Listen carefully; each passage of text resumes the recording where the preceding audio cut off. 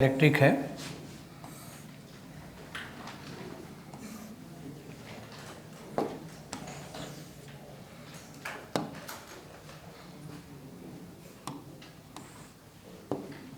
अब parallel combination करना है।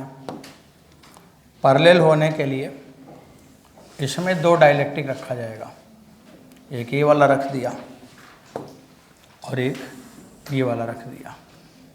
ये दो डाइलेक्ट्रिक हो गया।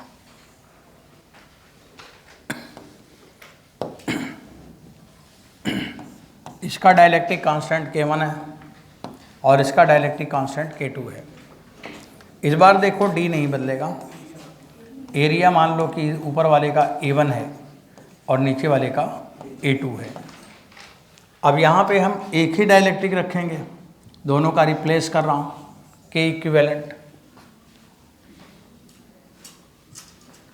और यहाँ पे एरिया क्या होगा, A1 प्लस A2 और D होगा। क्यों बच्चों? अब हमें ज्योमेट्री तो बदला नहीं, अब हमें क्या निकालना है, K इक्विवेलेंट निकालना है। अब K इक्विवेलेंट यहाँ पे हम लिख रहे हैं। ये दोनों पैरेलल में है तो C1 प्लस C2 बराबर C इक्विवेलेंट। C का मान क्या होगा, K epsilon not A by D। तो इसमें क्या डिवाइड हो रहा है, मतलब क्या बदल रहा है, K और A। और K और A साथी हैं, एक ही साथ रहते हैं। तो K और A साथी हैं, एक ही साथ रहते हैं। तो K1 A1 plus K2 A2 अपान K इक्विवेलेंट और A1 प्लस A2। अब बच्चों K इक्विवेलेंट का मान तो आ जाएगा K1 A1 plus K2 A2 अपान K1 प्लस K2 नहीं, A1 प्लस A2 ना। हाँ ये हुआ। अगर A1 और A2 बराबर हो जाए, अगर दोनों बराबर कर दो तो K इक्विवेलेंट कितना हो जाएगा, K1 प्लस K2 बाई 2। बताओ सीरीज में C इक्विवेलेंट ज़्यादा आएगा कि पैरेलल में? अर्थमेटिक मीन बड़ा होता है कि हार्मोनिक? अर्थमेटिक बड़ा होता है, इसलिए पैरेलल में अर्थमेटिक आता है और सीरीज में हार्मोनिक आता है, ताकि एग्जाम में चौपट न होने पाए। ध्यान दें कि पैरेलल में बड़ा होगा, पैरेलल में ज़्यादा आएगा, सीरीज में कम आएगा। तो बड़ा वैल्यू कौन सा है, हार्मोनिक मीन नहीं, अर्थमेटिक। तो पैरेलल में बच्चों अर्थमेटिक लगा लेना और सीरीज में हार्मोनिक लगा लेना। समझ आया? अब एक सवाल लिखो आप।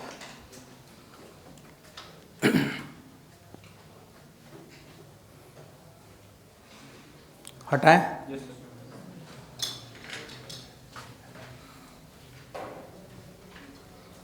अब एक न्यूमेरिकल करेंगे आप।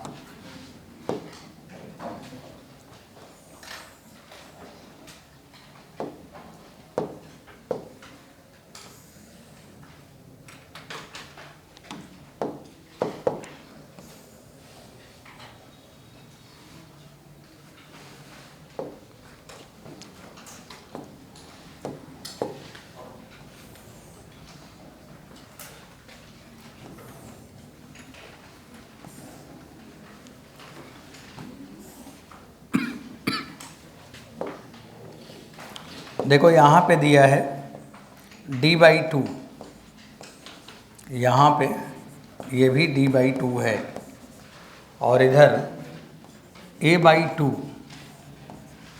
और ये वाला भी A/2। इसमें जो डाइलेक्ट्रिक कांस्टेंट है K1 का मान 4 है और यहाँ पे जो डाइलेक्ट्रिक कांस्टेंट है K2 और K2 का मान 2 है। आपसे पूछा है कि इक्विवेलेंट K का मान, K इक्विवेलेंट। बच्चों क्या पूछा है, K इक्विवेलेंट।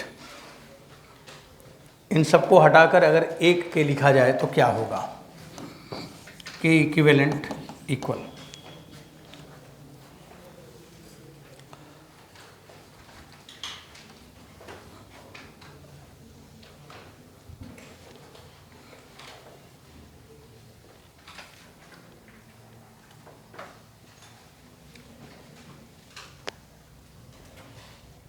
कितना? ठीक।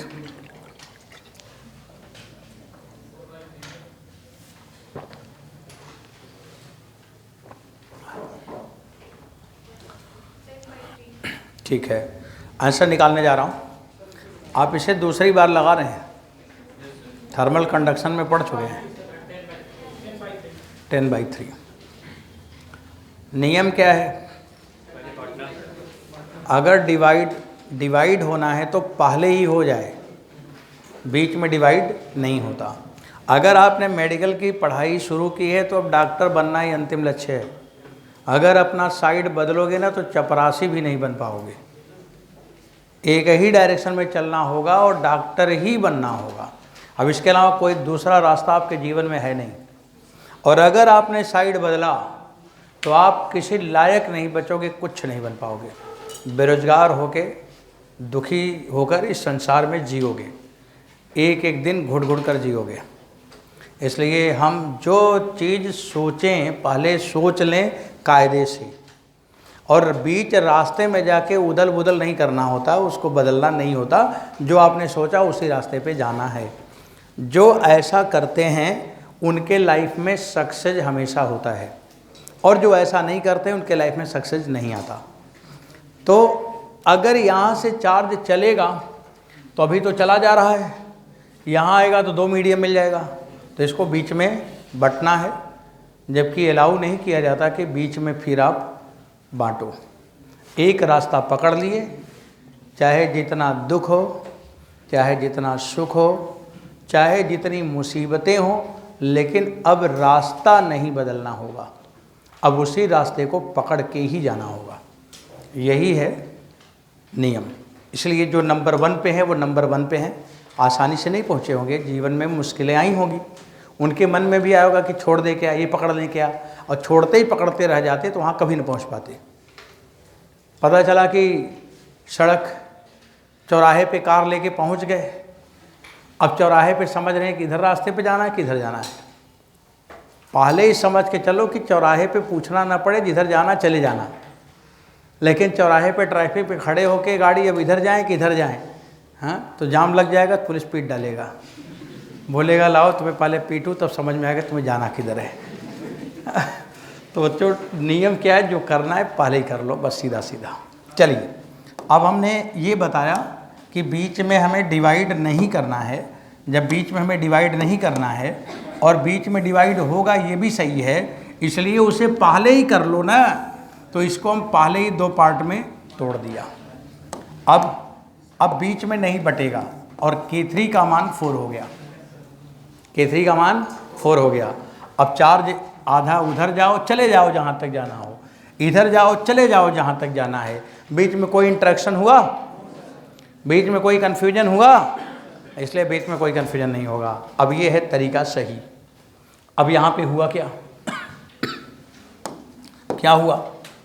K1 के साथ पैरेलल है और K3 के साथ सीरीज में है K2। ये बात हुआ। अब लिखा जाएगा K इक्विवेलेंट बराबर, क्या लिखा? K1 पैरेलल माने प्लस और सीरीज में हार्मोनिक मीन 2K3 K2 अपान K3 प्लस K2 अपान 2। अब K1 K2 K3 रख लो, जो आएगा उसे लिख लो, वही आंसर है। ये बात समझ आई बच्चों? ये हुआ इक्विवेलेंट कैसे निकालेंगे। अब एक दूसरा सवाल लिखिए।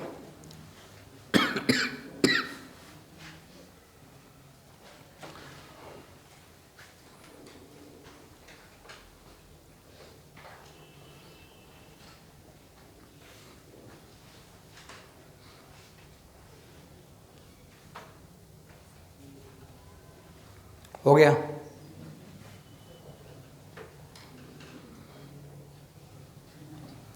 अब एक सवाल जो आपने बहुत पहले पढ़ा है थर्मल कंडक्शन में, अब वो समझ लो कि आपका एक रिवीजन हो रहा है।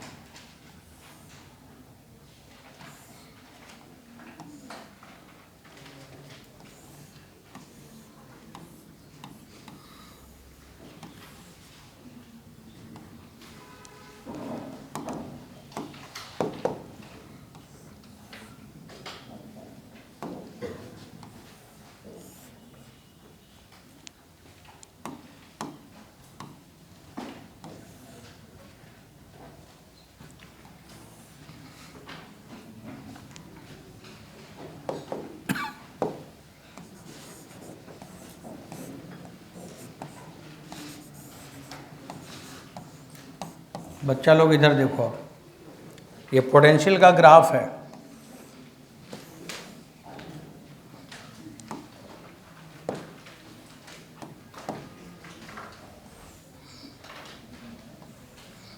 और ये पोटेंशियल का ग्राफ ऐसे बन रहा है, यहाँ पे और फिर यहाँ पे।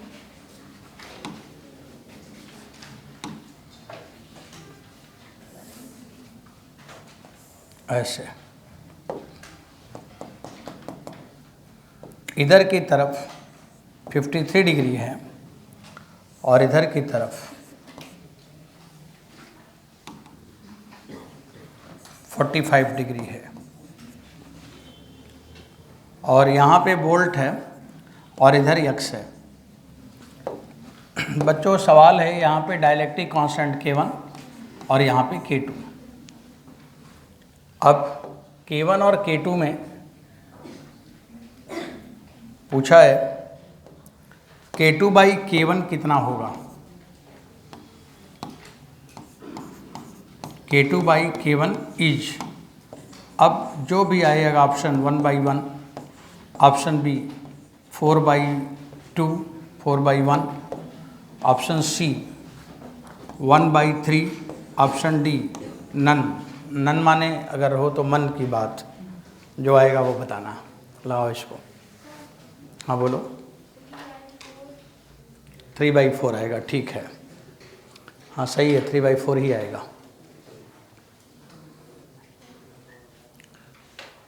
थर्मल कंडक्शन का टेस्ट दे चुके हो और सवाल अगर नहीं आया समझ लो कि क्लास से भगा देंगे बाहर। टेस्ट देते जा रहे हो और एक तरफ से उड़ता जा रहा है, कैसे जीवन चलेगा। हाँ 3/4।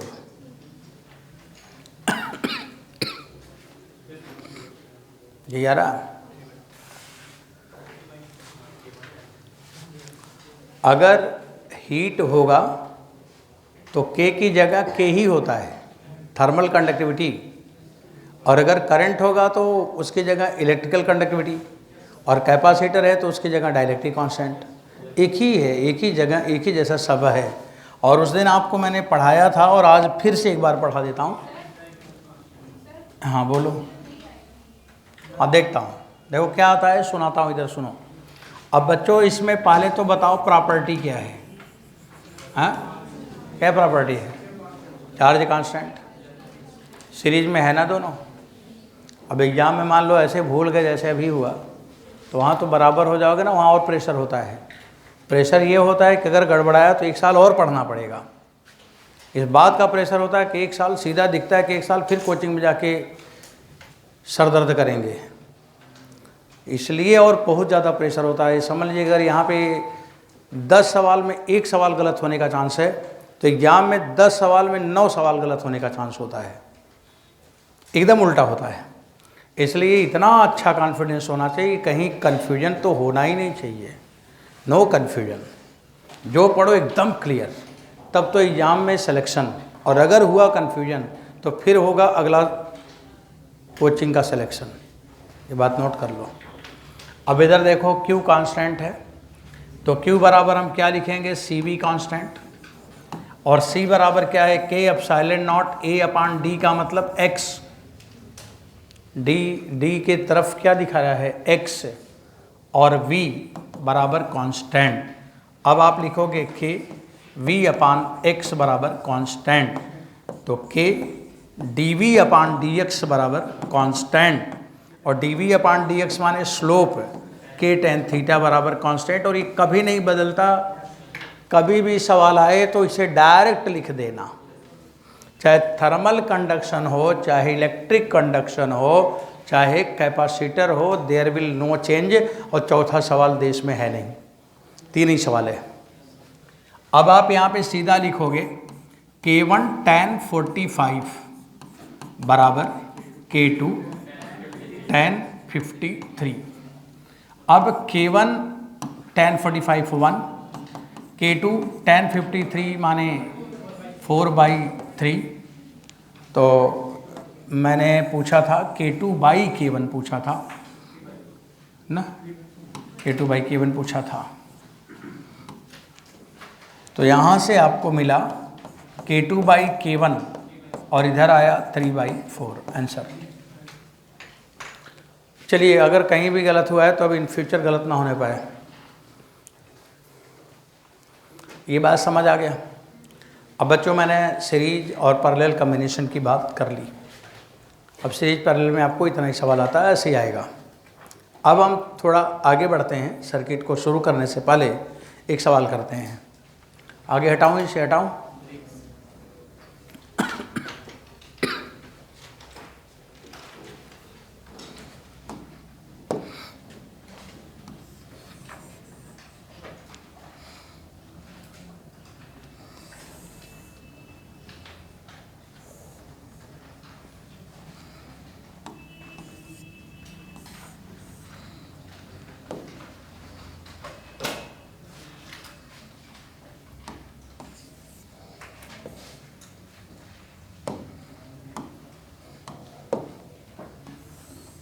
ये सवाल आपसे जिन लोगों से पूछा जाएगा ना, वो बता देना। सबको नहीं शोर करना है, पूछने पे ही बताना है। पहले हम बना ले तब।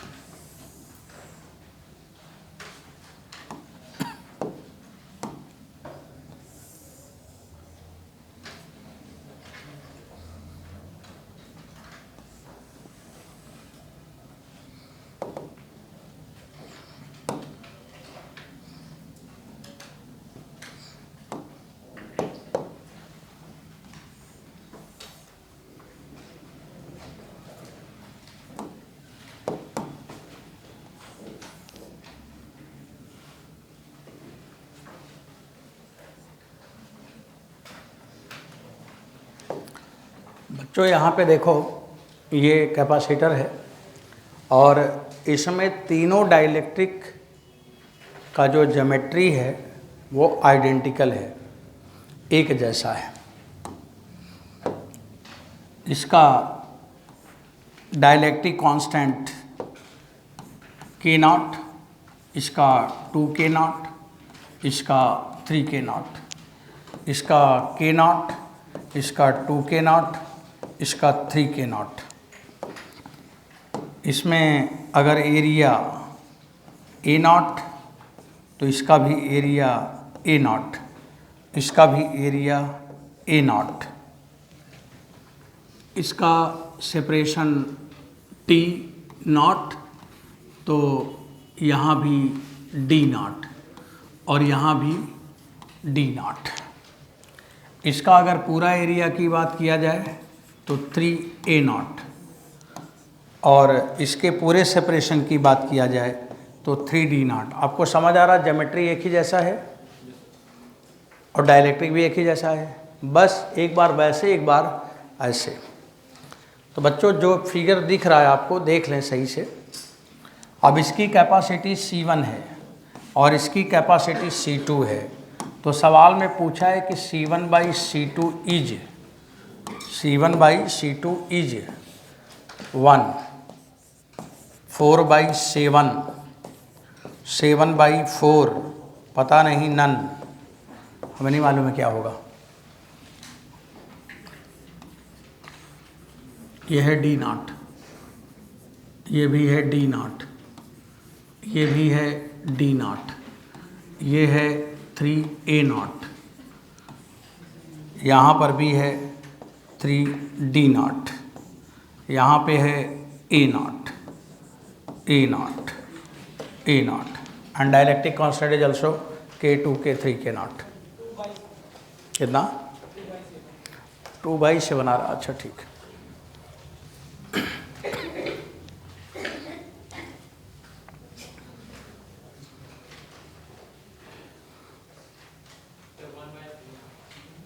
ठीक बच्चों, अब आपके पास 1 मिनट का टाइम है। मान लीजिए आप एग्जाम में होंगे तो ऐसे सवाल आएगा, जैसा क्वेश्चन लिखा ना ऐसे ही आता है, एकदम यही सवाल आता है ऐसे ही।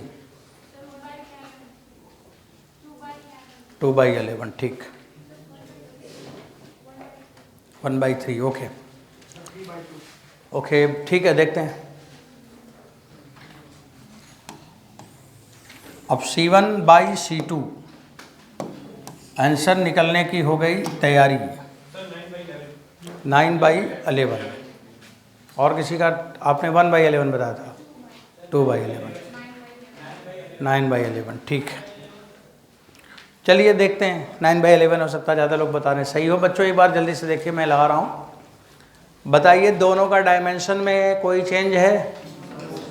एरिया और डी बराबर है, केवल डायरेक्ट्रिक कैसे रखा है उसमें अंतर है। अब C बराबर क्या होता formula? K/0 A/D, K/0 A/D। तो अब आप यहाँ लिखोगे K1 इक्विवेलेंट और यहाँ लिखोगे K2 इक्विवेलेंट। आपको C का रेशियो माने K का रेशियो। अब K का रेशियो, पहला वाला K सीरीज में है, पहला वाला सीरीज में है, तो 3/1/K0 plus 1/2K0 plus 1/3K0, हाँ। और ये पैरेलल में है, तो K0 plus 2K0 plus 3K0/3, वह सीरीज में हार्मोनिक मीन और पैरेलल में अर्थमेटिक मीन। K का हार्मोनिक मीन लेना है, K का अर्थमेटिक मीन लेना है, समझ आया?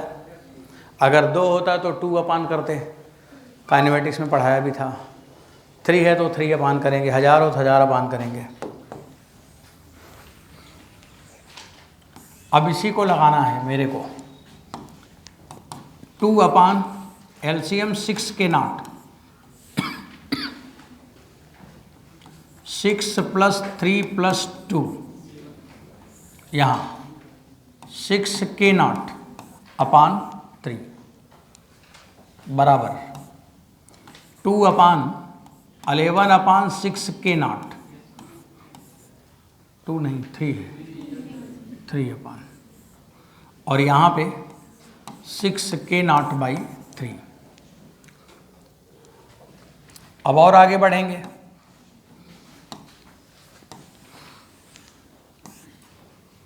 अब थोड़े से मैथ, ये 6K0 ऊपर चला जाएगा तो 3 × 6K0/11, और यहाँ पे 6K0/3। देखो मैं कोई हड़बड़ी नहीं करता हूँ, आराम आराम से लिखता हूँ, क्योंकि अगर एक हड़बड़ी में हुई गड़बड़ी ना तो सीधे बोनस नंबर पाओगे।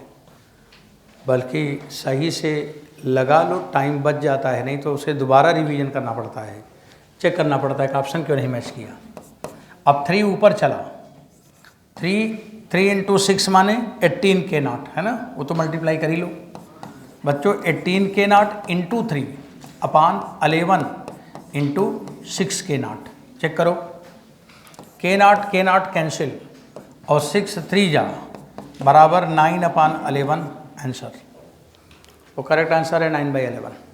आप कैसे लगाएंगे डिपेंड्स ऑन यू, बट आराम से लगाएं, हड़बड़ी नहीं होनी चाहिए, कैलकुलेशन में गलत ना हो। ये सब बार बार कैलकुलेशन करते करते ठीक हो जाता है। और अभी मान लो कि हम एक्यूरेसी लें तो ऐसे लगाएंगे जैसे मैं लगाया।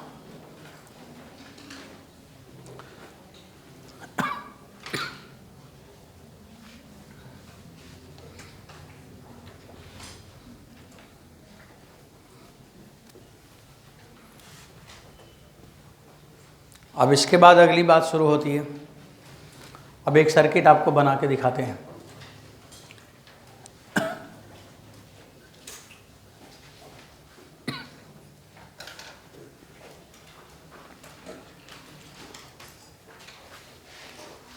तैयार? चलो आगे बढ़ो फिर।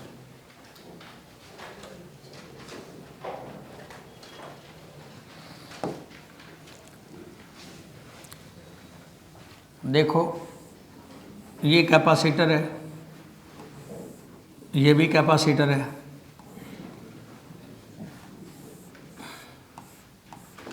ये सब कैपेसिटर है।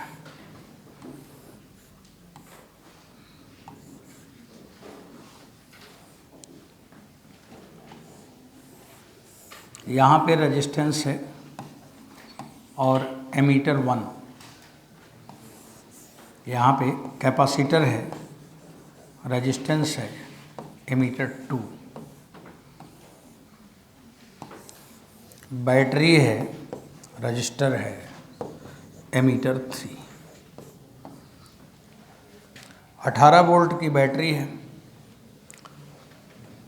6 ओम,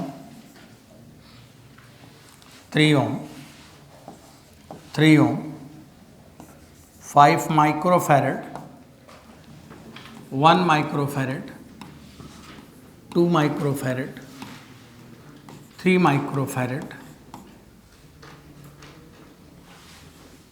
5 माइक्रोफैरड। अब ये सब दिए, 5 नहीं देंगे, रुको बच्चों, यहाँ 5 मत लिखो, 9 लिखो, 9 माइक्रोफैरड। ये पॉइंट है ए और ये पॉइंट है बी। सवाल पूछा है एमीटर रीडिंग, इसमें 3 सवाल होगा, कोई सवाल छोटा सवाल पूछ ले तो एमीटर रीडिंग पूछ लेगा, A1 A2 A3।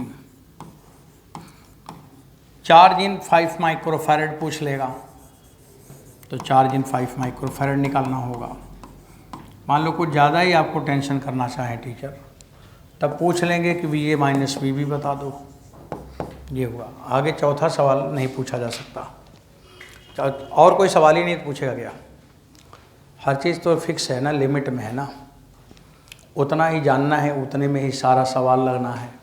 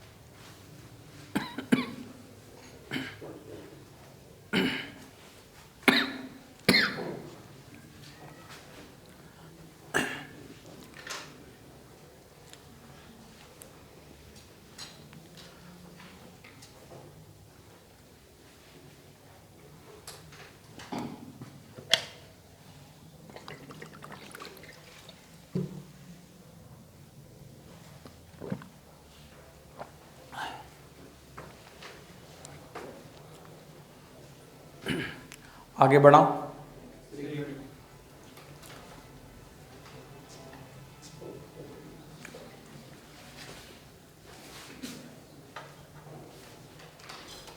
Sir A1 A2 A3 आ गया, बताओ। A1 आया 3 एम्पियर आया, A2 आया 6 और A3 आया 6। ठीक, आगे भी निकालते जाओ। 4/19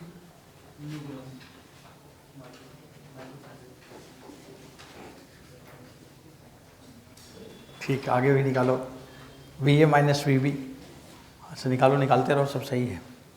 अभी मिलाएंगे, जो हो सके बच्चों, कम टाइम में ज़्यादा करना चाहिए, फिर हम निकालेंगे तो आएगा। आपका पहला वाला आंसर तो आ गया होगा ना, एमीटर रीडिंग। कितने लोग निकाल लिया एमीटर रीडिंग? इतने लोग। अब आइए अपने अपने आंसर मिलाइए। अभी सवाल ही बना रहे हो, हाँ? अब इधर देखो, अब सवाल बन चुका है, बिगाड़ो उसको। इधर सुनो, अब देखो मैं लगाने जा रहा हूँ, एक सवाल मैं लगाऊंगा, दूसरा सवाल आपको बुला के बोर्ड पे लगवाऊंगा। यहाँ देखो, अब बैटरी से करंट चला, बैटरी से चला जा रहा है, इधर मुड़ा। जब इधर मुड़ा तो कैपेसिटर दिखा, और कैपेसिटर को हमेशा हम पढ़ते हैं स्टडी स्टेट में, और स्टडी स्टेट में DC ब्लॉक, इसमें करंट नहीं जाना है। जब करंट नहीं जाना है तो इसकी वैल्यू हो गई 0 एम्पियर, एक वैल्यू आ गया, उसमें करंट नहीं जाएगा। अब करंट इधर चला, इधर जा रहा है और इधर जाएगा, उधर गया तो कैपेसिटर का भंडार उधर भी नहीं जाएगा। वहाँ तो एक था, वहाँ तो अनेक हैं, उधर भी नहीं जाएगा। अब रास्ता पकड़ा, इधर चलता गया, इधर आया, इधर आया और वापस आ गया, सर्किट पूरा हो गया। रजिस्टेंस 9 ओम हो गया, 18 वोल्ट हो गया। I बराबर V/R, वोल्ट 18, रजिस्टेंस 9, तो दोनों में करंट आया 2 एम्पियर, 2 एम्पियर, समझ गया। तो इन दोनों में करंट कितना कितना आया, 2 एम्पियर, 2 एम्पियर और 0 एम्पियर। इसमें कोई डाउट? अब अगर 2 एम्पियर करंट जा रही है तो 6 ओम के एक क्रॉस 6 2 जा 12 वोल्ट, तो कितना वोल्ट आया, 12 वोल्ट। पैरेलल में हरदम कहाँ होगा, सब जगह क्या होगा, 12 वोल्ट। कैसे 12 वोल्ट आया, समझ में आ रहा? करंट 2 एम्पियर जा रही है और 6 ओम रेजिस्टेंस है, तो वोल्टेज तो 12 होगा ना, तो 12 यहाँ भी होगा, 12 यहाँ भी होगा, 12 यहाँ भी होगा। देख रहे हैं तो 18, अब 18 है तो ये 3 2 3 6, 6 कम हो जाएगा तो 12 हो जाएगा, तो सब जगह 12 12 12 वोल्ट हो गया। अब इस कैपेसिटर पे कितना वोल्ट मिला, 5 वोल्ट है वो। सुबह से निकले बिना खाना खाए चले थे क्या? मैंने उस दिन बताया था कि एक पैकेट पार्ले जी रखे रहा करो फिर जैसे क्लास के पहले पूरा एक पैकेट खा लिया करो, तब बैठा करो, दिमाग सही काम करेगा। अब मैं पूछ रहा हूँ कि 5 माइक्रोफैरड पे कितना वोल्ट है, बता रहे 5 वोल्ट, 12 वोल्ट है, तो क्यू का मान क्या हुआ, CV, मल्टीप्लाई करो। हाँ, यही आ रहा है, ठीक, 60 माइक्रो कूलम हो गया। इतना बात समझ में आया? चलो अब इसको मिटाने वाला हूँ, बस सिंपल इतना ही है। अब कल भी क्लास है ना मेरी, हाँ कल भी इसके क्लियर है ना, क्योंकि कल 4 घंटे क्लास है, उस सर्किट में आपका बुद्धि भ्रष्ट हो जाएगा इतना सर्किट पढ़ोगे ना कि दिमाग का सर्किट उड़ने लगेगा इसलिए एक एक बिस्किट खाते रहना पढ़ते रहना। चलो ठीक, अब चलो आगे बढ़ाते हैं। यहाँ तक हो गया, लो